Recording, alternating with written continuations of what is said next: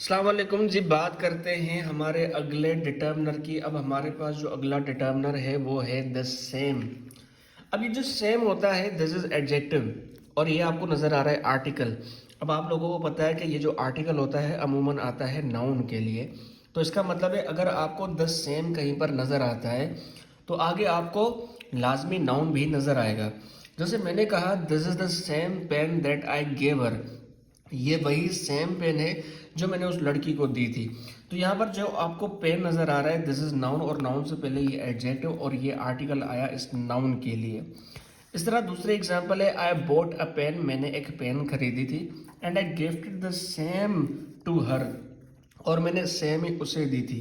अब आपने देखा यहाँ पर द सेम तो आया जो कि एडजेक्टिव आर्टिकल है, आगे आपको कोई नाउन नज़र नहीं आया तो ये इनकरेक्ट सेंटेंस है। तो हमें आगे नाउन लाजमी लगाना पड़ेगा। तो हम बोलेंगे I bought a pen and I gifted the same pen to her, और मैंने सेम ही पेन उसे दी थी। लेकिन थोड़ी बहुत अगर हम इसको करेक्शन करें तो और भी अच्छा होगा कि यहाँ पर जो पेन है यहाँ पर पेन है, यहाँ पर रिपीटेशन हो रही है। तो इम्प्रूवमेंट के लिए हम इस्तेमाल कर सकते हैं वन प्रोनाउन को। तो मैं बोलूँगा I bought a pen and I gifted the same one to her, मैंने पेन खरीदी थी और सेम ही मैंने उसे दी थी। आगे हमारे पास जो डिटर्मिनर है वो है नन। अब ये नन क्या होता है? देखिए नन को इस्तेमाल किया जाता है थ्री आर मोर, यानी कि चीज़ें अगर आपके पास तीन हैं तो आप नन को इस्तेमाल कर सकते हो, ज़्यादा है तब भी इस्तेमाल कर सकते हो। अगर तीन से कम है, दो है, तो आप नन को इस्तेमाल नहीं कर सकते, यानी कि तीन या ज़्यादा चाहे कितनी भी हो तो नन को इस्तेमाल करेंगे। अब तीन या ज़्यादा में से ये बात करेगा किसी एक की भी नहीं, यानी कि बिल्कुल ज़ीरो सिलेक्शन, ये कहेगा कोई भी नहीं। तो इसका मतलब होगा कि ये जो नन है ये ज़ीरो सिलेक्शन करता है। तो अगर हम इसकी उर्दू के अंदर मीनिंग देखें तो इसकी दो तरह की मीनिंग आपको देखने को मिलती है। कोई एक नहीं मतलब कोई भी नहीं, कोई ज़्यादा नहीं मतलब वही है कोई भी नहीं। तो इस कोई एक नहीं की वजह से इसको सिंगुलर भी माना जाता है और कोई ज़्यादा नहीं की वजह से इसको प्लूरल भी माना जाता है। यानी ये अकेला ऐसा डिटर्मिनर है, ऐसा वाहिद डिटर्मिनर है जो अपने बाद जो हेल्पिंग वर्ब लेता है वो सिंगुलर भी लेता है और प्लूरल भी रहता है। और ये जो होता है सिर्फ और सिर्फ प्रोनाउन होता है। वजह क्या होती है? ये जो नन होता है ये इज इक्वल टू होता है नो वन के बराबर। अब नो वन आपने देखा यहाँ पर ये नो डिटर्मिनर का काम कर रहा है, उसके बाद ये प्रोनाउन आपको नज़र आ रहा है। तो ऑलरेडी आपने देखा कि ये जो नो वन है उसी से तो ये बन रहा है। तो हम ऐसे थोड़ी ना कहेंगे कि नन बॉय या नो वन बॉय। अगर नो वन आ गया तो हम बॉय क्यों इस्तेमाल करें? तो नो वन वाज देयर, कोई भी वहाँ पर नहीं था। तो ये नो वन ही तो होता है नन। तो इसी वजह से नन के बाद भी कोई नाउन इस्तेमाल नहीं किया जाता, ये जस्ट काम करता है प्रोनाउन का। तो नन वाज देयर, वहाँ पर कोई एक भी नहीं था। नो वन वाज देयर, कोई भी नहीं था। इस तरह नन वाज या वर देयर तो दोनों ही ठीक है। मैंने आपसे कहा नन सिंगुलर भी होता है और प्लूरल भी होता है, तो वाज भी ठीक है और वर भी ठीक है। नन वाज देयर और नन वर देयर, यानी कि no one was there no one there.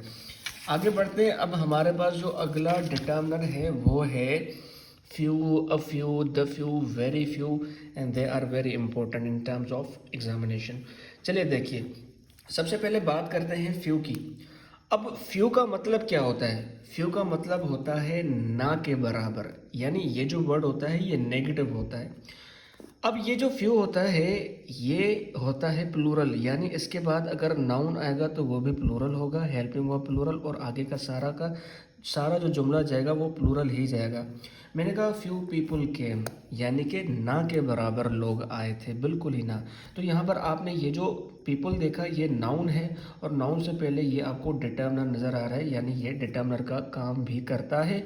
इस तरह मैंने कहा फ्यू बॉयज़ या फ्यू बॉय, इज या आर, आपने कहा few boys are doing their work, ना कि हिज। तो हमने आर और यहाँ से चीज़ें आपको समझ आती होंगी।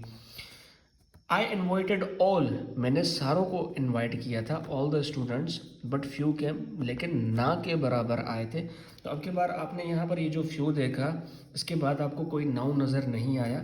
तो यहाँ पर ये किसकी बात कर रहा है? इन स्टूडेंट्स की बात कर रहा है। तो स्टूडेंट तो आपको पता है ये नाउन होते हैं और जो नाउन को रिप्लेस करता है वही प्रोनाउन होता है, तो ये प्रोनाउन का भी काम करता है। यानी ये जो आपके few, a few, the few होते हैं, ये प्रोनाउन का भी काम करते हैं और डिटर्मिनर एडजेक्टिव का भी काम करते हैं। आगे हमारे पास एग्जांपल है, few of the boys were present, ना के बराबर उन बॉयज़ में से वहाँ पर प्रेजेंट थे।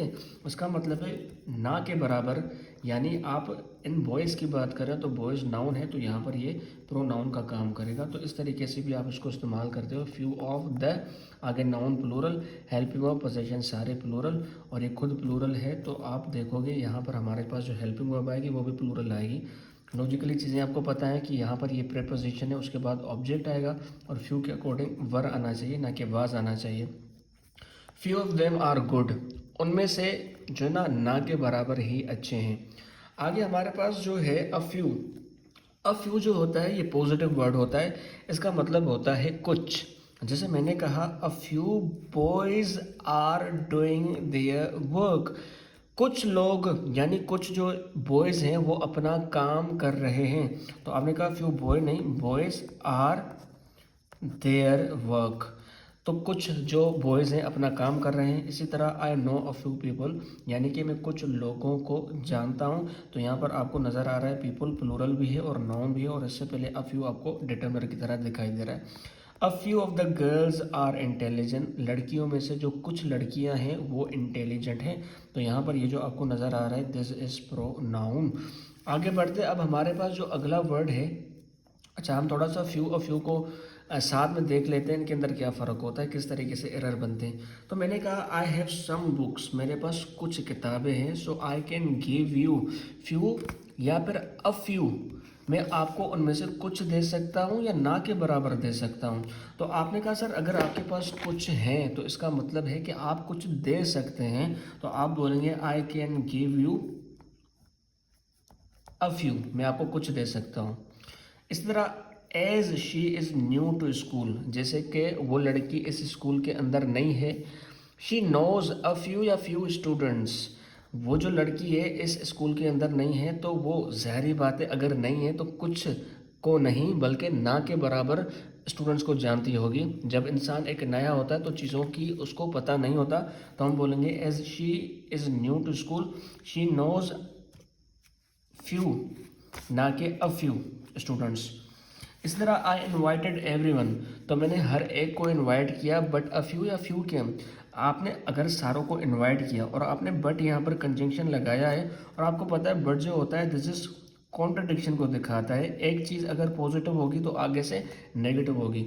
अगर आपने सारों को इनवाइट किया है बट लेकिन, इसका मतलब है आगे सेंटेंस नेगेटिव जाना चाहिए, लेकिन ना के बराबर आए थे, अ फ्यू नहीं, ये पॉजिटिव हो जाएगा। द फ्यू केम।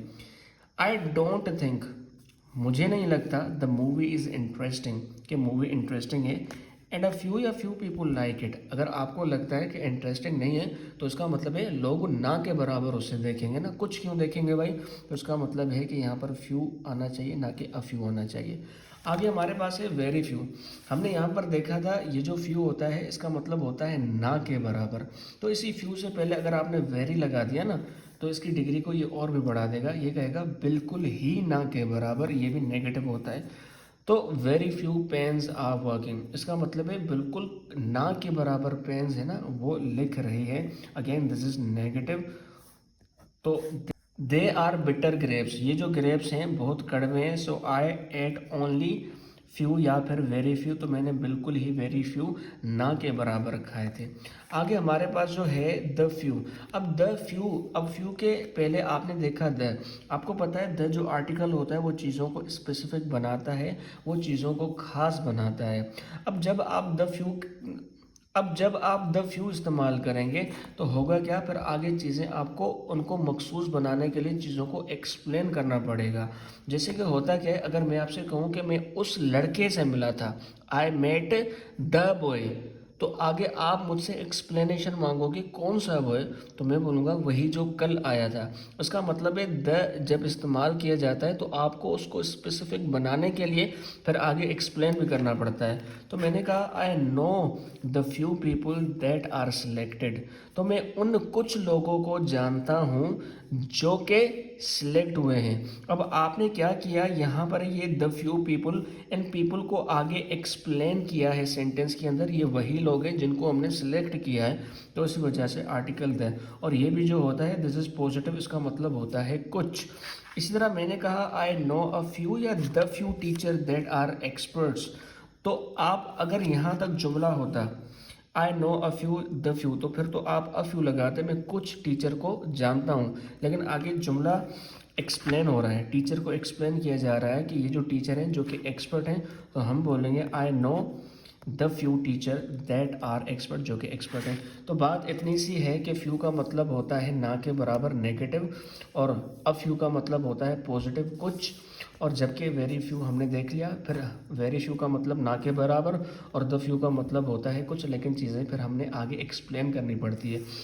ये जो few the few a few होते हैं, ये सारे इस्तेमाल किए जाते हैं प्लूरल चीज़ों के साथ, यानी नाउन आएगा तो प्लूरल आएगा, हेल्पिंग वर्ब आएगी तो प्लूरल आएंगी। आगे बढ़ते हैं। अब हमारे पास जो नेक्स्ट है वो है लिटिल। लिटिल है, अ लिटिल है, द लिटिल है, वेरी लिटिल, ये बिल्कुल उसी तरीके से हैं जिस तरीके से हमने अभी फ्यू द फ्यू को देखा था। फ़र्क सिर्फ इतना होता है कि वो जो फ्यू द फ्यू होते हैं ये इस्तेमाल किए जाते हैं प्लूरल चीज़ों के साथ, जबकि ये जो लिटिल द लिटिल होता है ये इस्तेमाल किया जाता है अनकाउंटेबल जो कि सिंगुलर होते हैं। जिस तरीके से हमारे पास पहला वर्ड है लिटिल। अब लिटिल का मतलब भी होता है ना के बराबर, ये भी नेगेटिव होता है और ये अनकाउंटेबल के लिए आता है। मैंने कहा लिटिल वाटर इज़ लेफ्ट, बिल्कुल ना के बराबर जो पानी है वो बचा है। तो यहाँ पर आपको ये जो वाटर नज़र आ रहा है ये है आपका नाउन जो कि अनकाउंटेबल है, और इससे पहले ये जो आपको नज़र आ रहा है लिटिल, ये है आपका डिटर्मिनर इस नाउन से पहले। शी डिड लिटिल वर्क, उसने ना के बराबर काम किया था, वर्क नाउन और नाउन से पहले ये लिटिल आपको determiner. Little of work was done, तो काम में से बिल्कुल ना के बराबर किया गया था। तो यहाँ पर लिटिल आपको पता है वर्क की बात कर रहा है, तो वर्क यहाँ पर नाउन है, तो यहाँ पर ये बनेगा आपका प्रोनाउन, यानी कि ये लिटिल द लिटिल उसी तरीके से काम करते हैं जिस तरीके से फ्यू द फ्यू, बस ये फ़र्क होता है कि ये आएंगे अनकाउंटेबल के लिए। आगे हमारे पास अ लिटिल है, अगेन इसका मतलब होता है कुछ, ये भी अनकाउंटेबल के लिए जिस तरीके से अ फ्यू था। She at a little food, उसने कुछ खाना खाया था। I have a little work, मुझे कुछ काम है, ना के बराबर नहीं, कुछ काम है, तो यहाँ पर ये जो है ये पॉजिटिव है। लिटिल वर्सेस अ लिटिल, थोड़ी सी हम एग्जांपल देख लेते हैं। आई हैव अ लिटिल या फिर a little water so I can't give you, मेरे पास ना के बराबर पानी है या मेरे पास कुछ पानी है तो मैं आपको नहीं दे सकता। आप नहीं दे सकते इसका मतलब है आपके पास खुद के पास नहीं है पानी, तो सेंटेंस नेगेटिव है। अ लिटिल पॉजिटिव हो जाएगा, हम बोलेंगे आई हैव लिटिल वाटर, ना के बराबर भाई मेरे पास खुद नहीं है तो मैं आपको नहीं दे सकता, इसी वजह से। आई कांट मीट यू, मैं आपसे नहीं मिल सकता, because I have a little या लिटिल वर्क, अगर आप नहीं मिल सकते इसका मतलब है आपके पास कुछ काम है, ना के बराबर काम होता तो आप मिल लेते, इसका मतलब है मेरे पास कुछ काम है तो इस वजह से मैं आपसे नहीं मिल सकता। आगे हमारे पास है वेरी लिटिल, तो लिटिल से पहले अगर आपने वेरी लिटिल लगाया तो इसका मतलब भी वही होगा, बिल्कुल ही ना के बराबर। अगेन ये जो होता है वो नेगेटिव होता है, so very little work was done, बिल्कुल ही ना के बराबर काम किया गया था। I am so much thirsty, मैं बहुत ज़्यादा थर्स्टी प्यासा हूँ, so I drink very little water, तो मैंने बिल्कुल ही ना के बराबर पानी पिया था, तो ना के बराबर पानी पिया था इसी वजह से बहुत ज़्यादा थर्स्टी हूँ, प्यासा हूँ। द लिटिल आगे चीज़ों को एक्सप्लेन करेगा। Yes I have the little water that I bought from the store, तो मेरे पास वही कुछ पानी पड़ा है, कौन सा वाला, अब आगे एक्सप्लेन किया that I bought from the store, जो कि मैंने उस स्टोर से ख़रीदा था। इसी तरह the little work has been done now, तो कुछ काम किया गया है, दैट वाज लेफ्ट जिसको छोड़ा गया था, तो हमने आगे इसको एक्सप्लेन किया द लिटिल। एरर कैसे बनते हैं, हमारे पास है ड्यू टू हिज मिसबिहेवियर, उसके मिसबिहेवियर की वजह से। नाउ ऑल द टीचर्स, सारे जो टीचर हैं, शो वेरी लिटिल या अ लिटिल या फिर the little interest towards him, तो अगर उसने मिसबिहेव किया है टीचर्स के साथ तो इसका मतलब है टीचर उनको इंटरेस्ट नहीं दिखाएंगे, ना के बराबर दिखाएंगे, तो हम क्या बोलेंगे, तो आप बोलोगे all teacher very little a little, आपने कहा कि very little interest towards him, तो यहाँ पर अ लिटिल नहीं, द लिटिल, बिल्कुल ही ना के बराबर। आगे हमारे पास जुमला है I truly appreciate the experience you have, तो मैं आपके एक्सपीरियंस को वाकई ही अप्रिशिएट करता हूँ। अ लिटिल या the little of it must be share to us, तो इसमें से कुछ जो है ना हमारे साथ भी आपको शेयर करना चाहिए। तो आगे सेंटेंस तो कहीं पर आपको नज़र आ रहा है एक्सप्लेन नहीं हो रहा, तो हम बोलेंगे अ लिटिल ऑफ इट, इसमें से कुछ जो है वो हमारे साथ भी आप शेयर करें तो अच्छा होगा। आगे बढ़ते हैं, अब हमारे पास जो नेक्स्ट डिटर्मिनर है वो है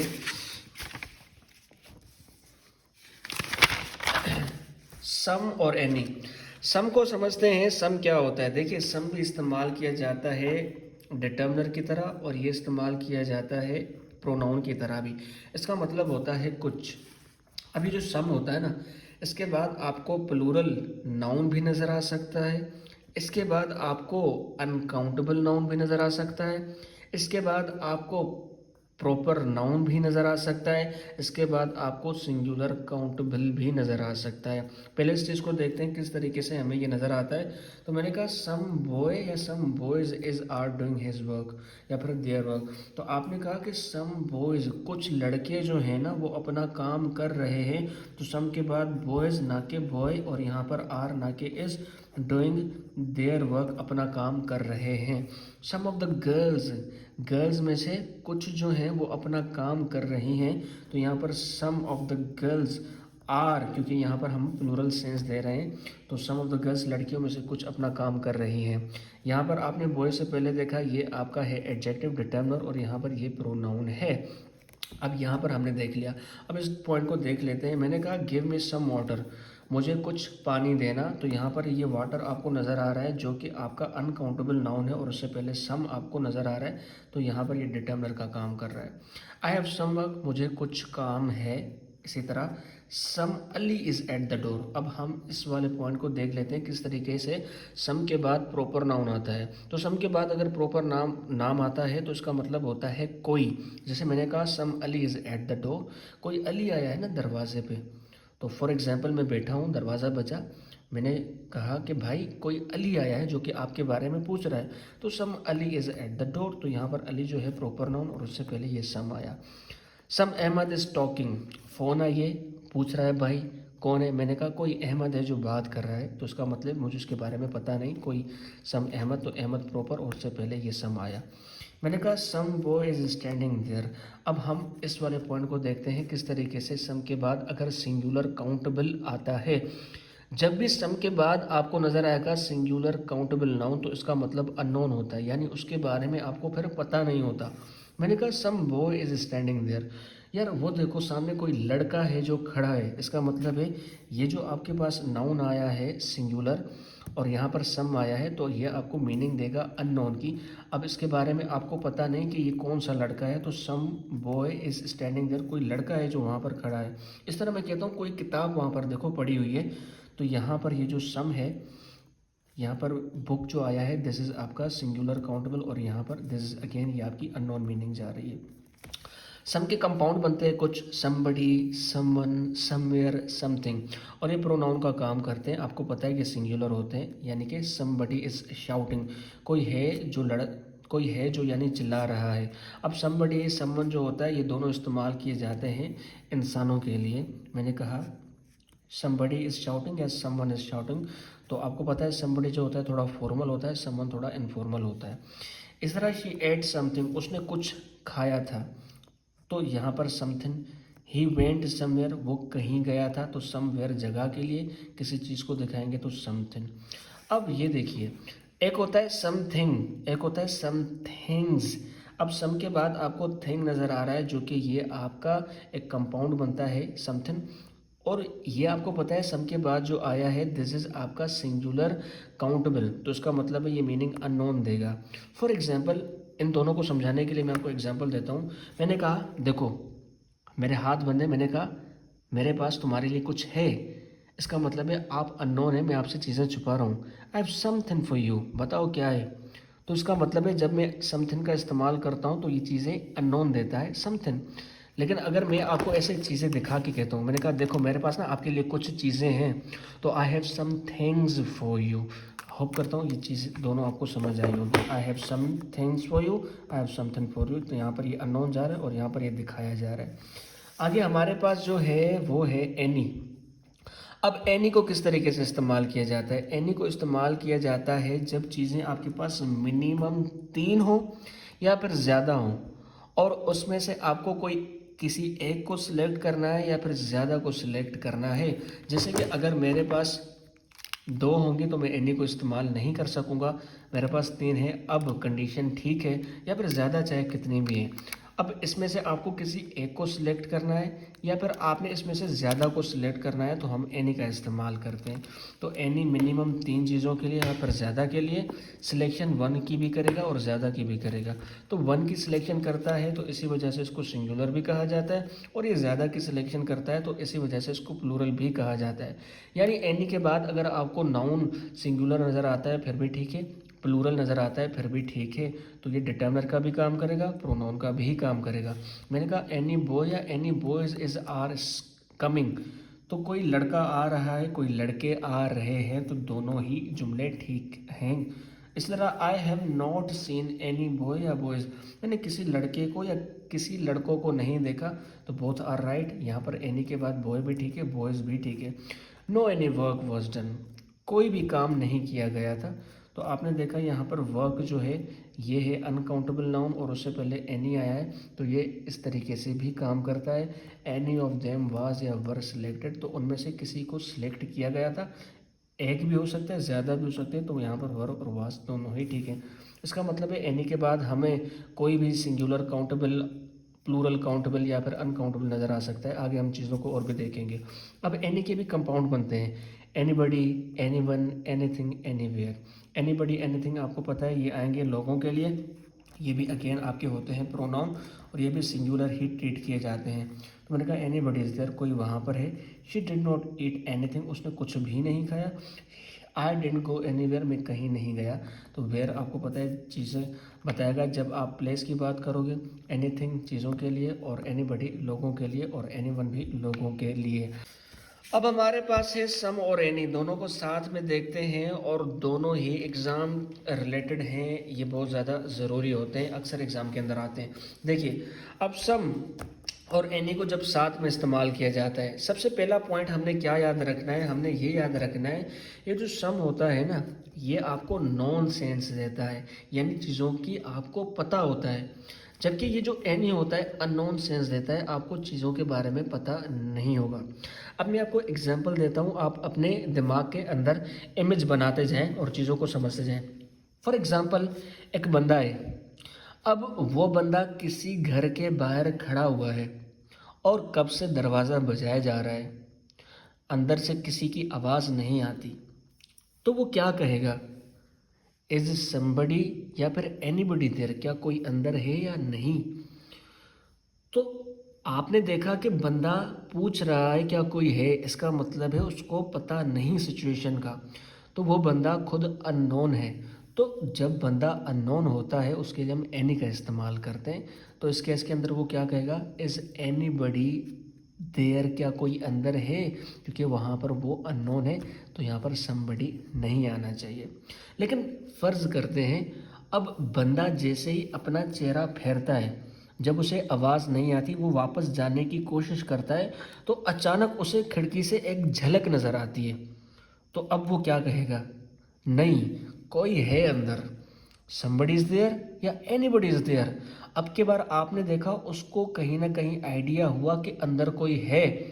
तो जब चीज़ें आपको नॉन सेंस देती हैं, अब के बार उस बंदे को पता लग गया कि कोई है, तो उसका मतलब है somebody इज़ देयर, ना कि एनीबडी इज़ देयर। अच्छा, अगली एग्जांपल है समथिंग या एनीथिंग इज रॉन्ग, कुछ तो गड़बड़ है। अब आपने वो ड्रामा देखा होगा सीआईडी का, जिसके अंदर ऐसे भी प्रद्युमन अक्सर कहता है दया कुछ तो गड़बड़ है। अब इसका मतलब है उसको कहीं ना कहीं दिमाग के अंदर आइडिया है कि कुछ है जो गड़बड़ कर रहा है। इसका मतलब है आइडिया है, तो वो नॉन हुआ ना, तो नॉन के लिए हम क्या इस्तेमाल करते हैं? सम। तो वो क्या कहेगा? समथिंग इज रॉन्ग या एनीथिंग इज रॉन्ग? वो कहेगा समथिंग इज रॉन्ग, ना कि एनीथिंग। अब दया पूछेगा सर क्या है, तो ऐसे भी कहेगा कुछ भी हो सकता है, इसके बारे में पता नहीं है, लेकिन कुछ है ज़रूर, कुछ है वहाँ पर, आइडिया है उसको, इसी वजह से कह रहा है समथिंग इज रॉन्ग। तो दया ने कहा क्या? तो उसने कहा कुछ भी हो सकता है, इसके बारे में नहीं पता।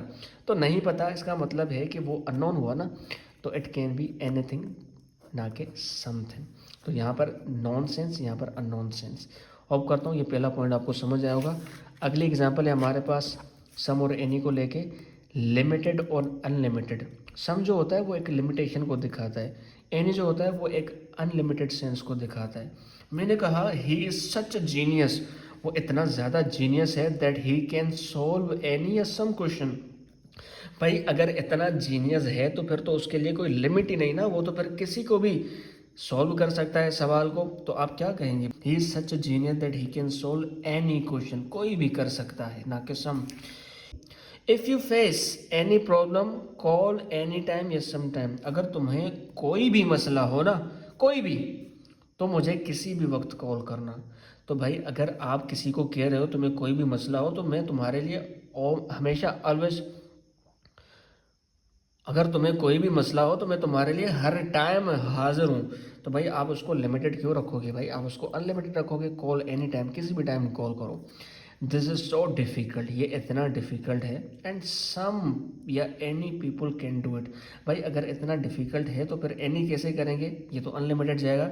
इसका मतलब है इतना डिफ़िकल्ट है कि कुछ ही हैं जो उसको कर सकते हैं, तो हम बोलेंगे सम, ना कि एनी। अगला जो हमारा स्टेप है इंटेरोगेशन। जब सेंटेंस आपको इंटेरोगेटिव के अंदर नज़र आता है तो होता क्या है, जब आप सवाल पूछते हैं, इंटेरोगेशन करते हैं, तो क्यों पूछते हैं भाई? इसी वजह से पूछते हैं क्योंकि आपको उसके बारे में पता नहीं होता, आप अननोन होते हैं। तो अननोन के लिए मैंने अभी आपको बताया क्या इस्तेमाल करते हैं, एनी का, ना कि सम का। तो आप क्या बोलेंगे? हैव यू ईटन समथिंग या एनीथिंग, आपने कुछ खाया या नहीं खाया? आपको पता नहीं, आप पूछ रहे हो, तो हम बोलेंगे हैव यू ईटन एनीथिंग, ना कि something. Do you have some या एनी वाटर, क्या आपके पास कुछ पानी है? तो अगेन आप पूछ रहे हो ना भाई, तो एनी वाटर, सम नहीं। Is there any one, someone who can sing, या कोई है यहाँ पर जो कि गाना गा सकता है? तो अगेन आप यहाँ पर एनी वन, ना कि समवन। तो बात इतनी सी है कि जब आपको इंटेरोगेशन दिखाई देगा तो हर केस के अंदर आपने एनी ही इस्तेमाल करना है, लेकिन रट्टा नहीं लगाना, सेंटेंस घूम जाता है, जो कि हम आगे देखेंगे। अब है हमारे पास नेगेशन। जब आप नेगेटिव सेंटेंसेस कहते हो तो नेगेटिव सेंटेंस के अंदर आपको बेसिकली क्या होता है, आपको ज़ीरो रिजल्ट मिलता है। जैसे मैं कहूँगा उस लड़की ने कुछ भी नहीं खाया, इसका मतलब ज़ीरो, नथिंग, कुछ भी नहीं खाया। तो जब आप नेगेशन सेंटेंसेस के अंदर सम और एनी को इस्तेमाल करते हो तो अगेन आप हर केस के अंदर एनी को इस्तेमाल करते हो। वजह, मैंने कहा she did not eat anything या समथिंग, उसने कुछ भी नहीं खाया, तो आप कहेंगे सर ज़ीरो रिजल्ट, उसने कुछ भी नहीं खाया। अगर आप कहेंगे she did not eat something, तो इसका मतलब होगा उसने कुछ नहीं खाया लेकिन बहुत कुछ खा लिया। तो इसका मतलब है ज़ीरो रिजल्ट देने के लिए, हम अनलिमिटेड चीज़ों को बताने के लिए, भाई कुछ भी नहीं खाया तो हम कहेंगे एनीथिंग, ना कि समथिंग। इसी तरह he did not know anyone या समवन, वो किसी को भी नहीं जानता। अगर किसी को भी नहीं जानता तो ज़ीरो रिजल्ट, एनीवन, समवन बोलेंगे तो ऐसा, इसका मतलब ये बनेगा कि कुछ को जानता है, बहुतों को नहीं जानता। They did not kill anybody somebody, उसने किसी को भी नहीं मारा, उन्होंने किसी को भी नहीं मारा। तो हम समबडी कहेंगे तो उसका मतलब ये होगा कि उन्होंने कुछ को नहीं मारा लेकिन बहुतों को मार दिया। ज़ीरो रिजल्ट देने के लिए एनीबडी का इस्तेमाल करेंगे, ना कि समबडी का।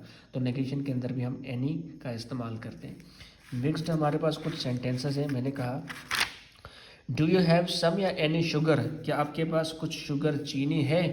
तो आप सवाल पूछ रहे हो ना, तो सवाल पूछ रहे हो तो सवाल पूछने के लिए हम एनी का इस्तेमाल करते हैं। Do you have any sugar, हम कॉमनली बातों के अंदर कह देते हैं सम शुगर, जो कि ग्रामेटिकली गलत होता है। So do you have any sugar.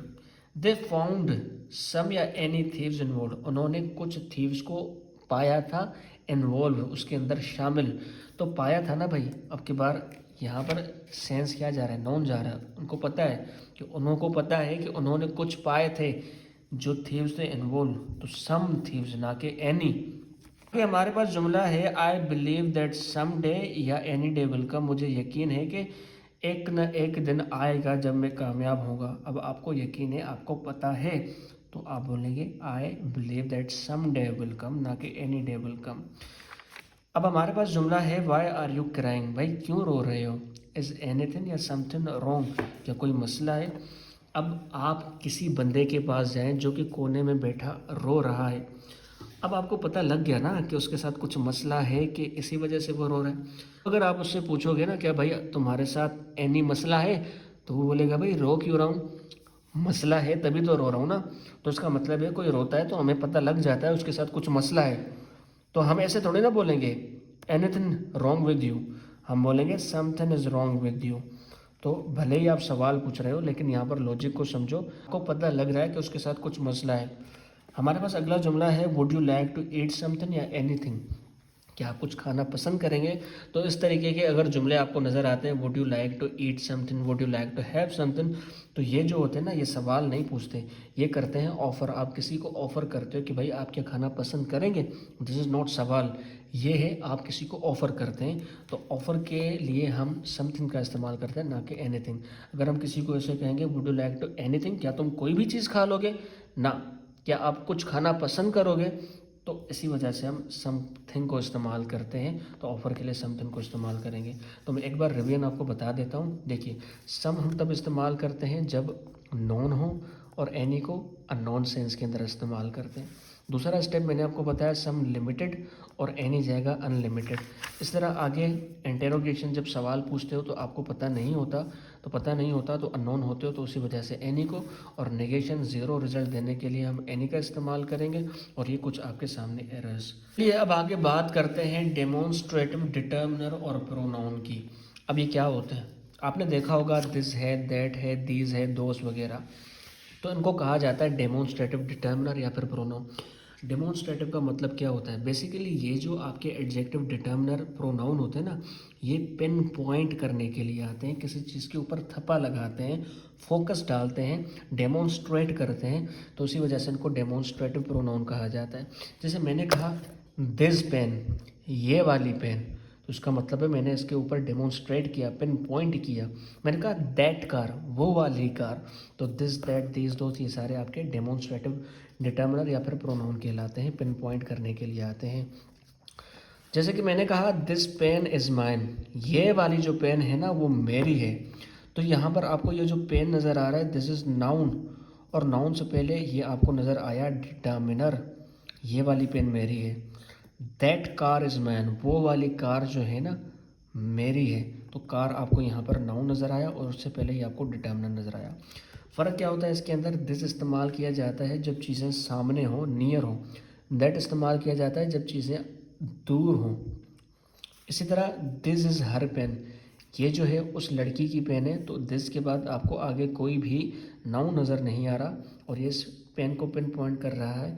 तो हमने कहा कि दिस इज़ हर पेन, ये वाली जो पेन है उस लड़की की है, तो यहाँ पर दिस प्रोनाउन का काम कर रहा है। इसी तरह दैट इज़ हिज कार, वो वाली कार जो उस लड़की की है, अगेन यहाँ पर ये प्रोनाउन का काम कर रहा है। ये हमारे पास जुमले हैं दीज पेन्स आर ब्लैक, ये वाली जो पेन्स है वो ब्लैक है। अब ये जो दीज होता है ये होता है इस दिस का प्लूरल, और दैट का प्लूरल होता है दोस। तो मैंने कहा दीज पेन्स आर ब्लैक, ये वाली जो पेन्स है ना वो ब्लैक है, तो सामने के लिए हम इस्तेमाल करेंगे। तो यहाँ पर ये पेन आपको नज़र आया जो कि नाउन है, और नाउन से पहले आपको ये नज़र आया जो कि डिटर्मिनर है। दोज कार्स आर माइन, वो वाली जो कार्स है ना वो मेरी हैं, तो दूर वाली चीज़ों के लिए दोज का इस्तेमाल करेंगे। यहाँ पर ये noun. Those, these are her pens, ये वाली जो है उस लड़की की पेन्स हैं। तो आपने देखा यहाँ इसके बाद आपको नाउन नज़र नहीं आया, दिस इज़ प्रोनाउन। और दोज आर हिज कार, वो वाली जो कार्स हैं वो उनकी हैं। मीनिंग के अंदर थोड़ा सा फ़र्क आता है। जैसे कि मैंने कहा दिस पेन इज़ माइन, ये वाली पेन जो है ना वो मेरी है, तो पेन के ऊपर ज़्यादा फोकस है क्योंकि डिटर्मिनर इससे पहले आया। लेकिन मैं कहता हूँ दिस इज़ हर पेन, वो वाली जो है ना उसकी पेन है। तो देखो मैंने कहा ये पेन मेरी है, ये मेरी पेन है, तो थोड़ा सा बस मीनिंग के अंदर शिफ्टिंग हो रही है, अदरवाइज दोनों का मतलब एक ही होता है। ये हमारे पास है दे वर्सेस दोज, क्या फ़र्क होता है इनके अंदर। देखिए दे का मतलब तो सिंपल आपको पता है प्रोनाउन की तरह इस्तेमाल किया जाता है जब हम बात करते हैं वो लोग बड़े अच्छे हैं, दे आर गुड पीपल, और दोज आर गुड पीपल। तो यहाँ पर थोड़ा सा पिन पॉइंट किया जा रहा है कि वो वाले जो लोग हैं ना वो बड़े अच्छे हैं, यहाँ पर सिंपल वो लोग अच्छे हैं, तो दोनों ही ठीक हैं। इस जुमले को थोड़ा हम फिलहाल साइड करते हैं, ये थोड़ा मैंने गलत लिख दिया। आगे मैंने कहा दे या those who are great will be rewarded. वो लोग जो कि अच्छे हैं ना, उनको रिवार्ड दिया जाएगा। तो आप पिन पॉइंट कर रहे हो उन लोगों को जो कि अच्छे हैं। तो पिन पॉइंट करने की वजह से आप दे थोड़ी ना बोलोगे, आप बोलोगे दोज हु आर इन्वेंटेड, वो लोग। तो पिन पॉइंट करने की वजह से आगे बात करते हैं। अब हमारे पास केस ऑफ कंपैरिजन। जब आप चीज़ों को कंपेयर करते हो तो दैट और दोज का खास तौर पे इस्तेमाल किया जाता है। अब थोड़ा सा मैं आपको प्रोनाउन की ओर लेकर चलता हूँ। मैंने आपको जब चीज़ें कंपेयर करना बताई थी, his house is bigger than your house, उसका जो घर है वो आपके घर से बड़ा है। तो मैंने आपको बताया था ये जुमला है तो ठीक, लेकिन मसला क्या है कि यहाँ पर ये जो हाउस है, यहाँ पर ये वाला हाउस है रिपीट हो रहा है, तो रिपीटेशन ख़त्म की जाती है। तो मैंने दूसरे स्टेप के अंदर आपको बताया था his house is bigger than yours, उसका जो घर है ना वो आपके घर से बड़ा है। तो यहाँ पर इस योर्स के अंदर ये जो यूर हाउस है ये छुपा हुआ है। तो मैंने आपको प्रोनाउन के अंदर बताया था दिस इज पॉसेसिव प्रोनाउन। अब ये ठीक है, इससे ज़्यादा ठीक है, लेकिन कंप्लीटली ठीक नहीं है। मसला क्या है कि मीनिंग अनक्लियर है। जब तक राइटिंग के अंदर आपकी थॉट्स क्लियर नहीं होंगी तो आपको उतने ज़्यादा एग्ज़ाम के अंदर मार्क्स नहीं मिलते। हमेशा आपने ये अप्रोच करनी होती है कि जो मैं चीज़ लिख रहा हूँ कि आगे वाले बंदे को बिल्कुल भी कंफ्यूज ना करे, रिपीटेशन भी ना हो, अच्छी भी लगे। तो अगर आप अच्छे लेवल के एग्ज़ाम के अंदर भी बैठते हैं तो वहाँ पर इस तरीके के 3-3 जुमले आपको नज़र आएंगे, भाई इम्प्रूवमेंट करो, कौन सा वाला ज़्यादा ठीक है। आप बोलेंगे सर ये भी ठीक है, ये भी ठीक है, लेकिन ज़्यादा ठीक कौन सा है भाई? तो आपने कहा इससे ज़्यादा ठीक तो ये है, लेकिन कंप्लीटली अभी ये भी ठीक नहीं है क्योंकि मीनिंग अनक्लियर है ना। His house is bigger than yours, उसका घर बड़ा है आपके। भाई आपके क्या, वैसे तो हम सेंस लगा लेते हैं कि हाउस ही की बात की जा रही है, लेकिन अनक्लियर है। तो इसको और भी अच्छा बनाने के लिए हम या दैट या दोस्त का इस्तेमाल करते हैं। तो मैंने कहा this house is bigger than that of you, तो उसका जो घर है ना आपके घर से बड़ा है। तो यहाँ पर ये जो दैट है बेसिकली यहाँ पर हाउस को दिखा रहा है कि इसका जो घर है वो आपके घर से बड़ा है। तो अब के बार ये जो सेंटेंस है ना मोस्ट एक्यूरेट है। आप इसको 3 टिक लगाओ, इसको 2 लगाओ, इसको 1 लगाओ, तो सबसे ज़्यादा ठीक वाला सेंटेंस यही है। अब दैट क्यों लगाया, दोस्त क्यों नहीं लगाया? ये आपको पता है यहाँ पर किसी एक हाउस को हम कंपेयर करें तो इसी वजह से। लेकिन मैंने कहा the people of Pakistan, Pakistan के जो लोग हैं are more innocent than the people of America, कि अमेरिका के लोगों से पाकिस्तान के जो लोग हैं ज़्यादा इनोसेंट हैं। ठीक तो है, लेकिन रिपीटेशन हो रही है पीपल पीपल। तो हमने कहा the people of Pakistan are more innocent than America's, America के। अब यहाँ पर ये ठीक है, इससे ज़्यादा ठीक है, लेकिन कम्प्लीटली ठीक नहीं है। तो रिपीटेशन ख़त्म की हमने, अब इसको क्लियर करना है। The people of Pakistan are more innocent than those of America. तो अब के बार यहाँ पर ये जो दोज है ना, यहाँ पर इन लोगों को दिखा रहा है। तो दोज इस्तेमाल किया जाता है प्लूरल चीज़ों के लिए और दैट इस्तेमाल किया जाएगा सिंगुलर चीज़ों के लिए। तो यहाँ पर लोग हैं तो यहाँ पर हमने दोज का इस्तेमाल किया। मैंने कहा the climate of Karachi is hotter then that of Sukkur. Karachi का जो क्लाइमेट है ना वो सखर के क्लाइमेट से काफ़ी गर्म है। तो यहाँ पर दैट किसको दिखा रहा है? आपने कहा दैट दिखा रहा है सखर के क्लाइमेट को। हम दोनों के क्लाइमेट का कंपैरिजन करें तो क्लाइमेट अनकाउंटेबल होता है, तो इसी वजह से आपका दैट। होप करता हूँ चीज़ें आपको यहाँ से समझ आई होंगी। तो दिस इज़ मोस्ट एक्यूरेट, इन चीज़ों को आप देख लेना। आगे बढ़ते हैं। अब हमारे पास है एक जुमला, मैं आपको पहले बताता हूँ। आई हैव 2 ब्रदर्स, मेरे 2 भाई हैं। वन इज़ एन एडवोकेट, एक जो है एडवोकेट है, and the other is a doctor, और दूसरा वाला जो है डॉक्टर है। दिस हैज़ 50 क्लाइंट्स, इसके जो है वो 50 क्लाइंट्स है। दैट हैज़ 100 पेशेंट्स, और उसके जो हैं 100 पेशेंट हैं। आपको यहाँ से कैसे पता लगेगा ये जो दिस है किसको दिखा रहा है और दैट किसको दिखा रहा है? तो आप बोलेंगे सर क्लाइंट्स किसके होते हैं? एडवोकेट के होते हैं ना, इसका मतलब है दिस दिखा रहा है इस एडवोकेट को, और ये जो पेशेंट होते हैं वो तो डॉक्टर को होते हैं। इसका मतलब होता है ये दैट दिखा रहा है इस डॉक्टर को। लेकिन मसला क्या है? मसला क्या होता है अगर आपको इसी तरीके से 2 नाउन नज़र आते हैं एक दूसरा, तो जो दिस होता है ना वो नियर वाले के लिए आता है और दैट जो होता है वो दूर वाले के लिए आता है। तो मैंने कहा आई हैव 2 ब्रदर्स, मेरे 2 भाई हैं। One is advocate and the other is a doctor.